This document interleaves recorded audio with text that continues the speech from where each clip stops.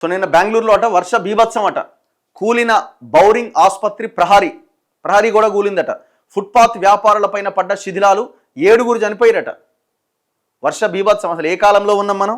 వర్షాలేంది, బీభత్సమైంది. క్షతగాత్రులకు కర్ణాటక ముఖ్యమంత్రి సిద్ధరామయ్య పరామర్శ. మృతుల కుటుంబాలకు 5 లక్షల చొప్పున పరిహారం. ఈదురుగాలులకు కూలిన చెట్లు, దెబ్బతిన్న పలు వాహనాలట. బీభత్సం సృష్టించిందట. ఇక బెంగళూరులోని ఒక హోటల్లో దట్టంగా పేరుకుపోయిన వడగండ్లట. రాళ్ళు పడి మొత్తం వడగండ్ల వాన పడ్డది.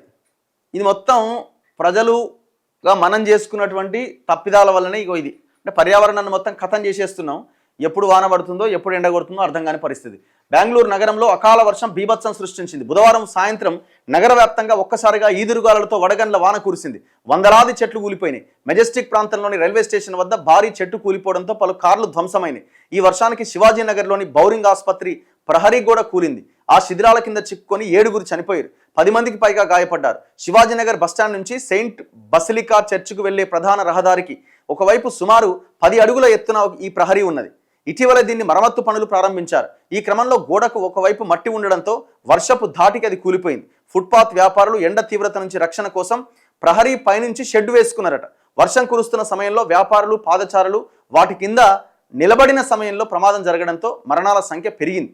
మృతుల కుటుంబ సభ్యులకు సీఎం సిద్ధరామయ్య 5 లక్షల చొప్పున ఎక్స్గ్రేషియా ప్రకటించారు. ఎంత దారుణం పాపం.